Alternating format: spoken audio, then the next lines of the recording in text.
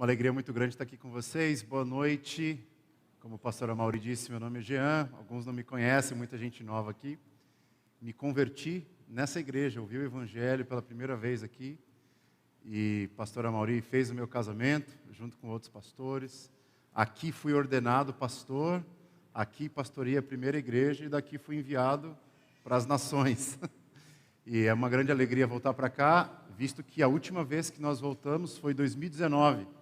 Pandemia, muitos conhecem a história do nosso filhinho que acabou indo para a glória, Antônio. Nós lembramos desse menino todos os dias. Foi uma perda muito forte, mas até nisso a gente vê a graça de Deus nos fortalecendo. Então, obrigado pelas orações, pelo suporte que vocês nos deram durante esse período. Foi muito importante para a gente prevalecer diante da adversidade. Além disso, eu tenho alguns outros filhos que Deus foi me dando ao longo do caminho. O último é um tijolo de 700 páginas, tem alguns ali, foi publicado pela Thomas Nelson, é um currículo inteiro para o discipulado. E tem um livro que eu escrevi para os adolescentes dessa igreja, na época eram adolescentes, hoje está tudo casado, que é o funcionou. É a prova cabal de que o livro tem conteúdo verdadeiro, significado para o namoro. Eu queria refletir com vocês em Lucas capítulo 2, acho que vai ter o texto aí projetado. Lucas capítulo 2, versículo 22. Nascimento da paz. Refletindo sobre a história de um ancião que esperava o nascimento do Messias, Simeão, lá na tela. Passados os dias da purificação deles, Maria e José, segundo a lei de Moisés, levaram o menino Jesus a Jerusalém para o apresentarem ao Senhor. Conforme o que está escrito na lei do Senhor, todo primogênito ao Senhor será consagrado, para oferecer um sacrifício segundo o que está escrito na referida lei, um par de rolas ou 2 pombinhos. Havia em Jerusalém um homem chamado Simeão. Este homem era justo, piedoso, e ele esperava a consolação de Israel. E o Espírito Santo estava sobre ele. E revelara-lhe o Espírito Santo que não passaria pela morte, antes de ver o Cristo do Senhor. E movido pelo Espírito Santo, ele foi ao templo. E quando os pais, José e Maria, trouxeram o menino Jesus, para fazerem com ele o que a lei ordenava, Simeão tomou Jesus nos braços e louvou a Deus, dizendo: agora, Senhor, posso ir embora. Agora podes despedir em paz o teu servo, segundo a tua palavra, porque os meus olhos já viram a tua salvação, a qual preparaste diante de todos os povos, luz para a revelação aos gentios e para a glória do teu povo de Israel. E estavam o pai e a mãe, Maria e José, do menino, admirados do que se dizia do menino. Simeão os abençoou e disse: Maria, mãe do menino, eis que este menino está destinado tanto para a ruína, como para o levantamento de muitos em Israel, e para ser alvo de contradição. Também uma espada transpassará a tua própria alma, para que se manifestem os pensamentos de muitos corações. Essa é a palavra do Senhor. Vamos orar? Senhor, nós lemos a tua palavra que fala por si só, mas o Senhor também ilumina os nossos pensamentos, para trazermos à tona todo o poder, toda a força, toda a beleza e todo o poder de transformação que a sua palavra tem por meio dos teus servos. Por isso eu peço que o Senhor use a minha vida nessa noite. Em Cristo Jesus, a razão e o sentido do Natal, oramos. Amém. Irmãos, nessas minhas viajadas por aí, pelo mundo, eu descobri que no Oriente, especialmente entre alguns árabes, tem uma tradição de que um homem, para ser homem e dormir em paz, morrer em paz, ele precisa fazer 3 coisas.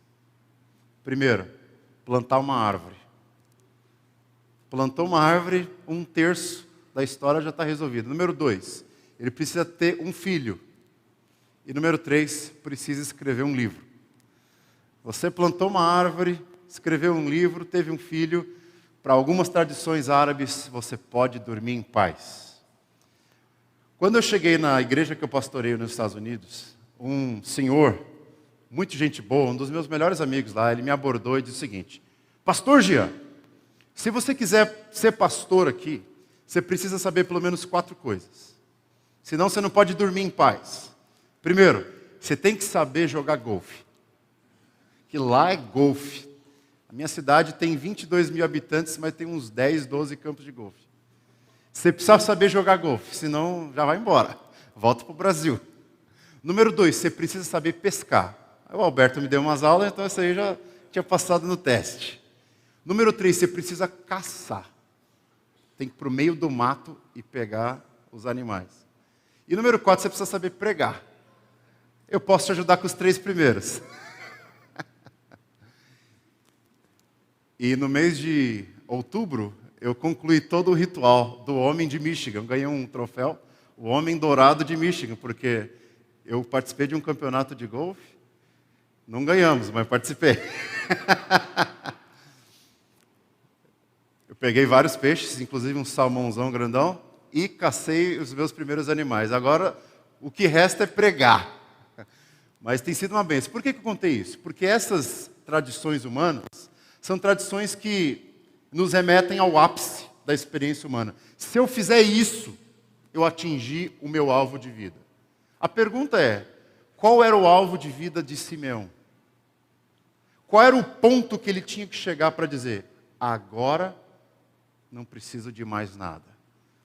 Era escrever um livro? O que vocês acham? Não. Plantar uma árvore? Não. Caçar um cervo no meio do mato? Não. Jogar golfe? Tomar o menino Jesus nos seus braços e ver a esperança de Israel concretizada em seus ombros. Foi essa a reação que ele teve quando viu o menino. Imagina aquela face, na face daquele bebezinho, a esperança do mundo concretizada. Quando ele tomou Jesus nos braços, ele disse a frase, Senhor, agora pode despedir em paz o teu servo, segundo a tua palavra, porque os meus olhos já viram a tua salvação. Diante disso, eu queria fazer uma pergunta para vocês. Onde encontrar paz no mundo sem paz? Vamos voltar no passado, na história de Simeão. Eles estavam sendo invadidos pelos romanos. Toda a cidade de Israel, todo o estado de Israel, sob a paz romana, sobre o império, a opressão, a ocupação romana. Não tinha paz, pelo menos não circunstancial. Pobreza extrema. Se você acha que tem pobreza no mundo, imagina naquela época. Não tinha educação, não tinha escola, bandidos à solta em tudo que era lugar. Não tinha paz. Não tinha paz política, não tinha paz social. Religiosa não tinha paz, porque tinha os fariseus legalistas de um lado, tinha os saduceus liberais de um outro, tinha os zelotes revolucionários do outro, tinha os herodianos que eram comprometidos com o imperador. Religiosamente não tinha paz. Não tinha politicamente, não tinha socialmente, não tinha religiosamente. Da onde Simeão poderia encontrar paz no mundo sem paz? Mas não precisa ir lá para trás, olha para nós. Guerra na Ucrânia, Covid, caos moral na sociedade. Tudo aquilo que Deus diz amém, o mundo diz não. E aquilo que o mundo diz sim, é o que Deus diz não. Caos moral, caos social. Como encontrar paz no mundo sem paz? Eu queria então voltar para o texto de Simeão e tentar encontrar alguns indícios de paz que fizeram ele dizer aquela famosa frase, agora eu posso morrer em paz, porque os meus olhos viram a tua salvação. Em primeiro lugar, por que Simeão pode dizer, eu vou morrer em paz, eu tenho paz no mundo sem paz? Porque um bebê nasceu. Para nós ouvir essa expressão, um bebê nasceu, é tão banal, a gente vê bebê nascendo o tempo todo, olha aqui, eu vejo alguns bebezinhos, eu vi 2 nascendo na minha frente. Mas o que Simeão está dizendo é um outro bebê. Lembra de Gênesis capítulo 3, versículo 15? Deus disse para Adão e Eva que a salvação do mundo viria a partir do nascimento de um menino. E eles estão esperando por milênios o nascimento de um menino, que seria o Redentor do mundo. Mais um pouco para frente, Abraão. Deus prometeu para ele que viria um bebê. E da linhagem de Abraão viria um descendente que abençoaria todas as nações. Depois, mais para frente, Deus fez uma promessa para Davi. Davi, o seu reino está um caos. Um dia vai nascer um filho, que vai ser seu descendente. E esse menino vai reinar com cetro de ferro e vai reinar sobre todo o universo. Quando um bebê nasceu nos olhos de Simeão, não é só mais um bebê nascendo na maternidade. É o bebê que foi prometido a Adão e Eva. É o bebê que foi prometido a Abraão. É o bebê que foi prometido a Davi. É o bebê que foi prometido a todos os antepassados. É o bebê que foi prometido para a humanidade, para salvar o mundo do caos. Um bebê nasceu. Por que eu posso ter paz, Amaury, no mundo de guerra, no mundo de caos, no mundo de transtorno, no mundo conturbado?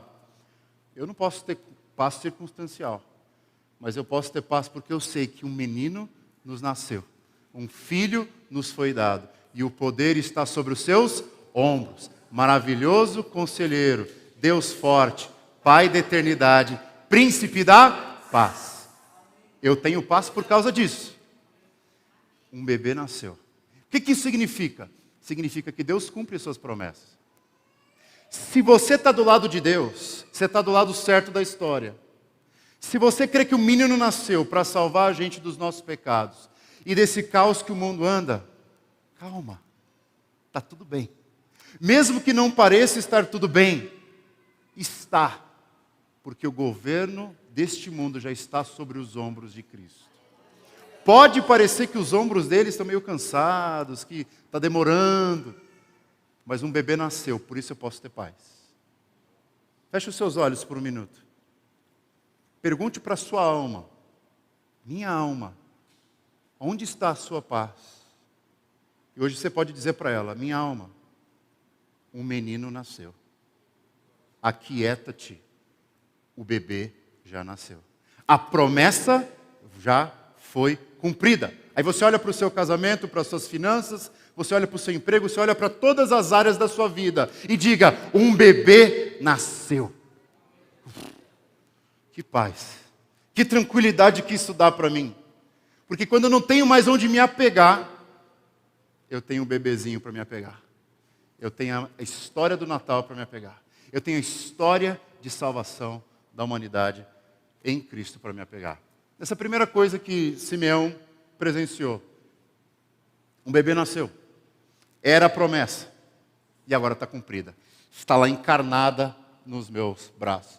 A segunda, por que eu posso ter paz no mundo conturbado? Não apenas porque um bebê nasceu, mas porque um sacrifício foi oferecido. Lembra que o texto... Qual era o contexto dessa história? José e Maria deram à luz a Jesus. O menino, então, foi circuncidado no 8º dia. E de acordo com a lei de Moisés, ele tinha que ficar mais 33 dias em um processo de reclusão até completar 40 dias. Eles levavam o menino para Jerusalém para apresentá-lo diante do sacerdote para serem purificados.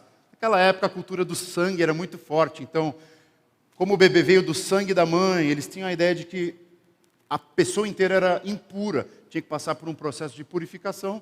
Passou os primeiros 7, já está melhor, circuncida. Mais 33, 40, leva para o templo, oferece um sacrifício. O sacrifício ideal é um cordeiro sem defeito de 1 ano, que vai ser imolado.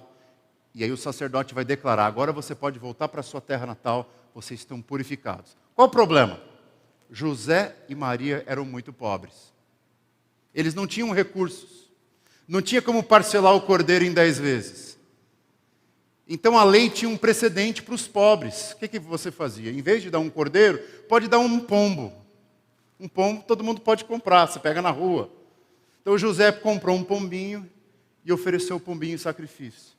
Por que o sacrifício foi oferecido? Porque José e Maria, escute aqui, ó, eles achavam que não tinham um cordeiro. Mas qual que é a boa notícia? Eles tinham um cordeiro de 1 ano para oferecer diante do templo.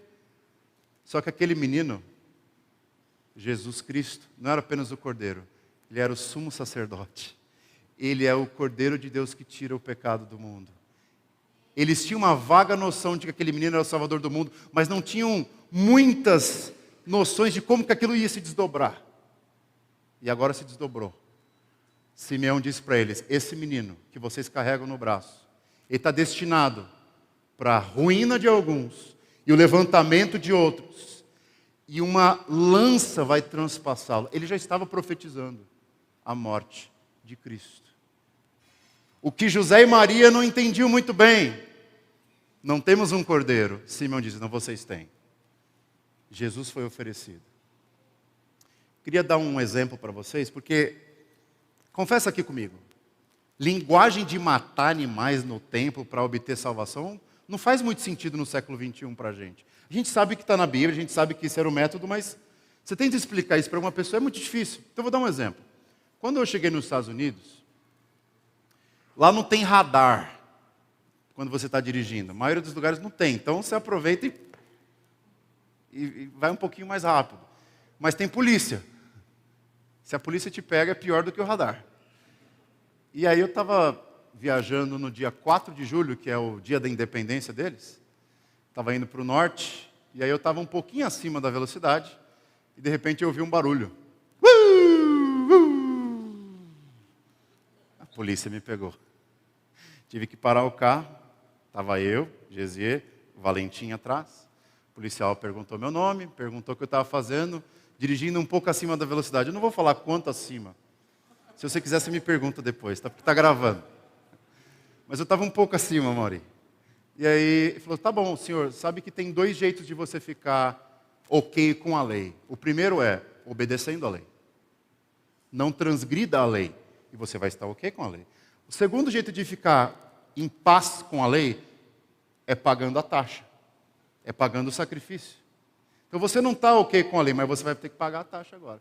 Então quando você voltar para a sua cidade, depois de fazer a festa com a sua família, vai lá na corte, entrega esse papel para eles, que era o ticket da multa, e fica em paz com a lei. Eu voltei, paguei a taxa, era $120. E agora, quando eu concluí o pagamento, o oficial pegou um carimbo vermelho e carimbou o meu papel dizendo: pago completamente, paid in full. Eu imediatamente fui arrebatado para entender o Evangelho. Porque como é que a gente pode ficar em paz com Deus Santo, Santo, Santo? Número 1, obedecendo. Levanta a mão aqui quem nunca transgrediu a lei. Então essa via já não funciona. Qual é o único jeito da gente ficar em paz com Deus? Preciso pagar a taxa, preciso pagar a dívida, preciso me fazer as pazes pagando aquilo que eu devo. Naquele exemplo, eu tinha como pagar a minha dívida. Era $120, eu tinha, mas eu queria dar um outro exemplo. Quando o nosso filho faleceu, o Antônio, veio a conta pelo correio. Ele ficou 32 dias no hospital. Fez cirurgia de coração, fez um monte de coisa. Sabe quanto que veio a conta? $1.500.000. Essa eu não posso pagar. E aí a gente foi na internet, descobriu que tinha uma bolsa completa para crianças que tinham doenças raras. E aí veio uma outra carta, com um carimbo embaixo. Pago pelo estado de Michigan. É dessa que você precisa. Você não consegue obedecer à lei. Por isso você não está em paz com Deus. E quem não está em paz com Deus, um dia Deus vai cobrar a dívida. Mas aqueles que estão em Cristo, a dívida já foi paga. Por que eu posso ter paz nesse mundo? Porque já foi pago. Eu estou do lado daqueles que recebeu pelo correio a mensagem do Cristo crucificado. Está pago, não devo nada. Que alegria, gente. Você saber que tem uma conta que você não consegue pagar e alguém pagou por você. Que gratidão eu tenho por aquele estado. Que eu nunca conseguiria pagar. Nunca é muito difícil, mas eu acho que eu nunca conseguiria pagar. Uns 6 milhões de reais aí. Teria que pedir emprestado para o Mauri. Mas a boa notícia, irmãos, que se o Antônio ficou 32 dias dentro de um hospital e a dívida dele era 1,5 milhão, imagina a sua dívida diante do Todo-Poderoso. Cada pecado que você cometeu, 1 milhão, 2 milhões, 3 milhões. Quantos anos você tem? 60, 70? Multiplica isso por 70. Você não pode pagar. E quanto mais você acha que pode, mais a sua culpa e a sua arrogância se elevam diante do Todo-Poderoso. Mas quando você abre o coração e diz: Senhor, eu não tenho como pagar, eu sou um pobre pecador, tem misericórdia de mim, eu recebo o pagamento completo das minhas dívidas. Está pago. Gente, no momento da dívida, quando você recebe o olerite, está pago, é um alívio. Mas muito mais no espírito, na sua alma, quando você se sente atribulado, achando que Deus está bravo com você. Já teve essa impressão? Deus está de mal comigo. Por quem eu sou, por quem eu fui, pelo que eu fiz, pela minha vida passada. Faz um flashback da sua história. Quantas coisas Deus tem de motivo para ficar bravo com você. Eu queria te dar uma boa notícia hoje, olha para mim. Se você recebeu o menino nos braços e chama ele de meu Salvador e meu Senhor, Deus não está bravo com você. Sabe o que Deus diz para você se você está abraçado com Cristo? Este é meu filho amado, em quem tenho todo o meu prazer. Está pago, não deve nada. Deus está com um sorriso de ponta a ponta para você. Se você está em Cristo, quem não está, sua dívida só aumenta. E com juros compostos, vai se multiplicando. Aonde você está nessa história? Você está em Cristo? A dívida está paga. Como que eu posso ter paz? No mundo cheio de caos, no mundo turbulento. Eu posso ter paz porque quando eu olho a minha dívida, eu vejo o carimbo com tinta vermelha. Está pago. Então essa vida, se eu perder meu carro, tudo bem.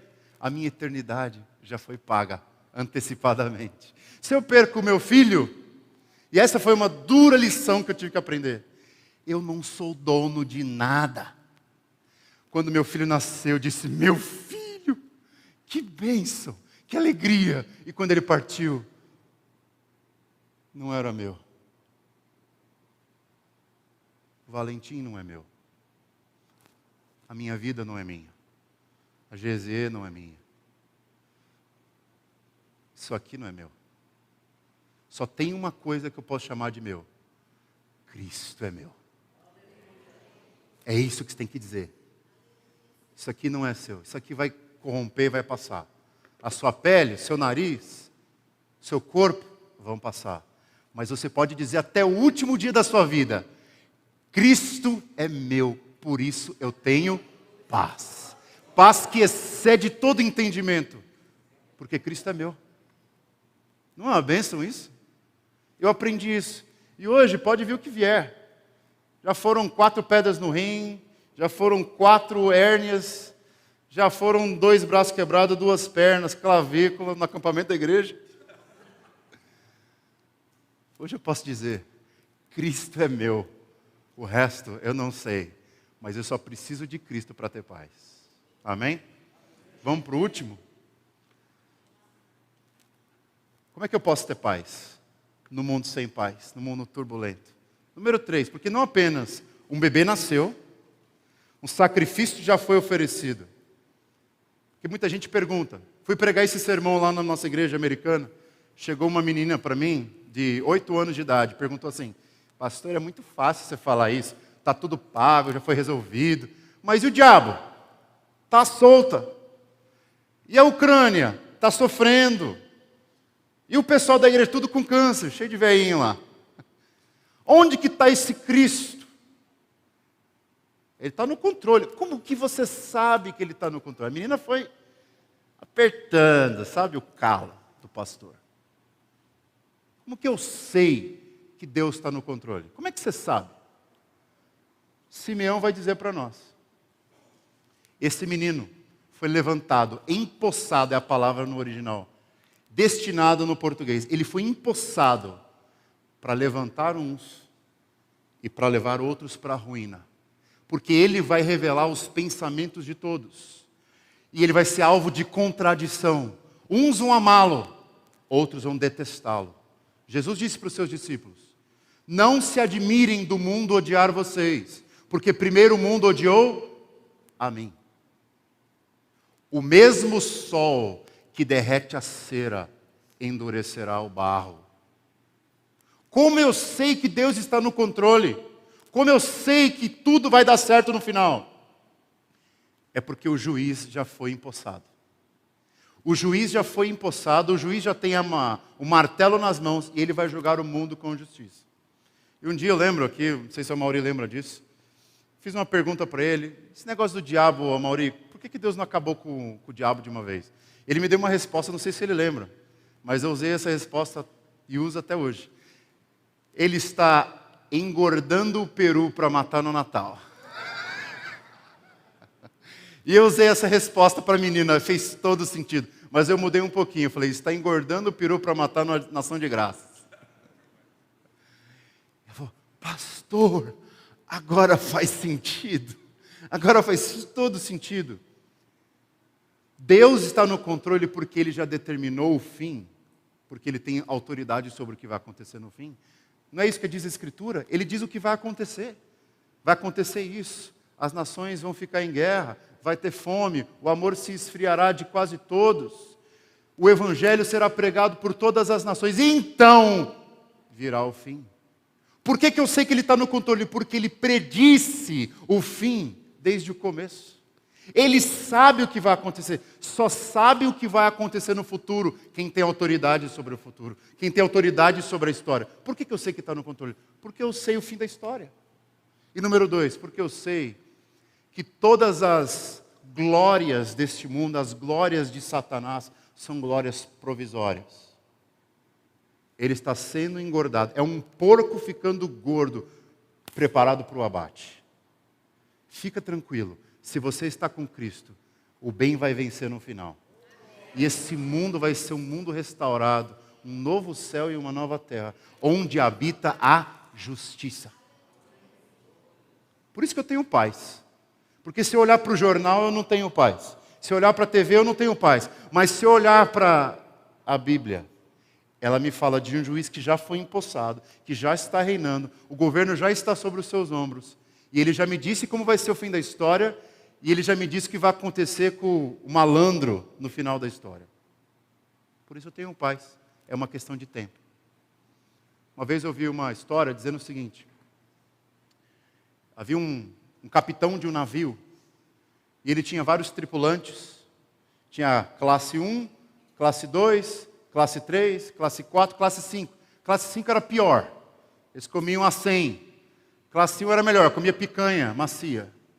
E aí um dia o capitão do navio chega para os tripulantes e fala o seguinte, hey, tem uma notícia para todos vocês. Todo mundo da classe 5, classe 4, classe 3, classe 2, está todo mundo convidado para a classe 1.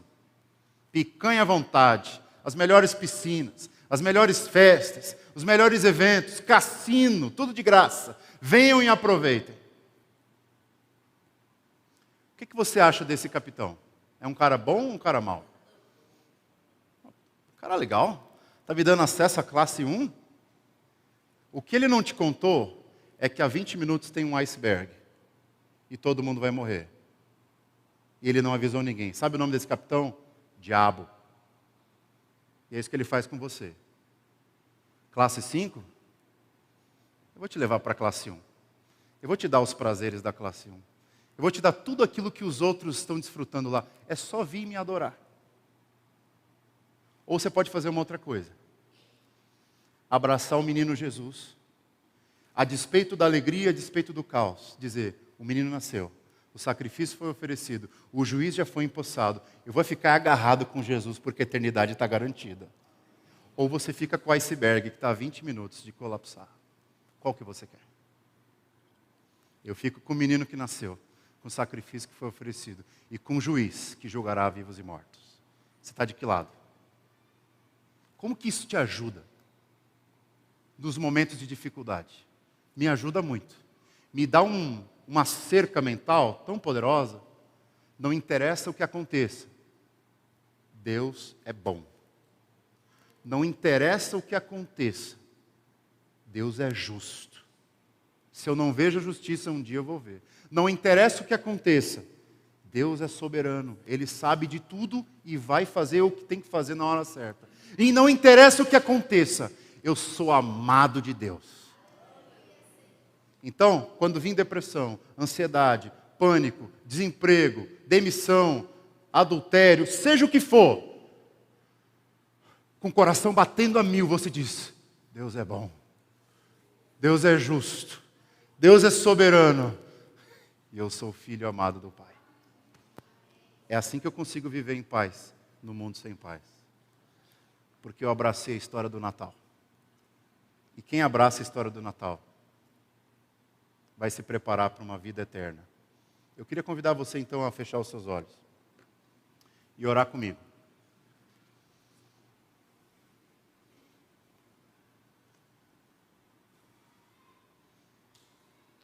Antes da gente orar, olha para essa imagem que tem na tela. Tem um leão e um cordeiro. Queria falar uma coisa para você. Na Bíblia, Jesus é simbolizado como um leão porque ele é o rei dos reis. É o rei da selva. É o juiz supremo de todos os seres humanos. Mas ele também é pintado como um cordeiro porque ele morreu por nós para nos salvar dos nossos pecados. Só que tem uma conexão entre os dois aqui, ó.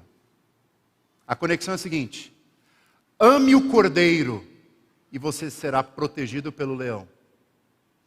Despreze o cordeiro e você cairá nas garras do leão. Você entendeu? Abrace o cordeiro e você terá um leão te protegendo por toda a sua vida. Se você rejeitar o cordeiro, um dia você vai se ajoelhar de tristeza, com amargura nos seus olhos. Eu perdi a chance, agora eu caí na mão do juiz. Não é uma coisa boa cair nas mãos de Deus, que é fogo consumidor. É bom cair nas mãos do cordeiro, que tira o pecado do mundo. Abrace o cordeiro, meu irmão, e você tem um juiz, você tem um leão te protegendo por toda a sua vida. Vamos orar. Senhor, nós estamos aqui porque nós precisamos de paz. E é isso que esse texto nos convida. A dormirmos, a partirmos dessa vida em paz, mas a também vivermos essa vida em paz. Não sabemos quanto tempo Simeão ainda viveu, mas a partir daquele momento, ele viu a sua paz concretizada, a esperança concretizada no olhar, no sorriso daquele menino que é o nosso Senhor e Salvador Jesus Cristo. E é essa paz que nós queremos também, Senhor. Não a paz que o mundo dá, que é temporal, transitória, efêmera, e não é digna da eternidade. Nós queremos a paz que vem do Espírito Santo. A paz que é acompanhada de um monte, é um cacho. Ela vem com paz, alegria, amor, domínio próprio, longanimidade, benignidade. Vem com um cacho todo, Senhor. Essa paz que nós queremos. E eu oro, Senhor, por aqueles que estão vivendo dias difíceis, atribulados, doentes na alma e no corpo.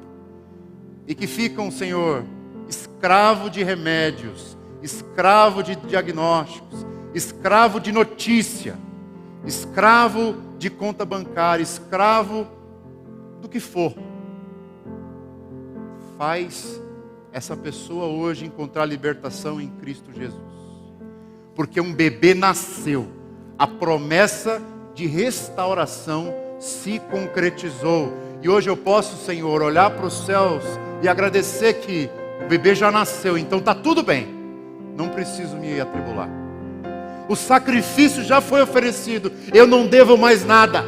E Cristo é meu.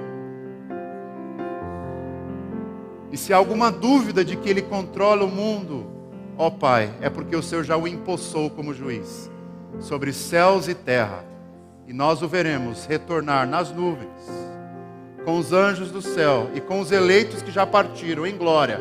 E nós veremos o alvorecer da glória no último dia. Por isso, Senhor, fica conosco. Deus conosco, vem para perto.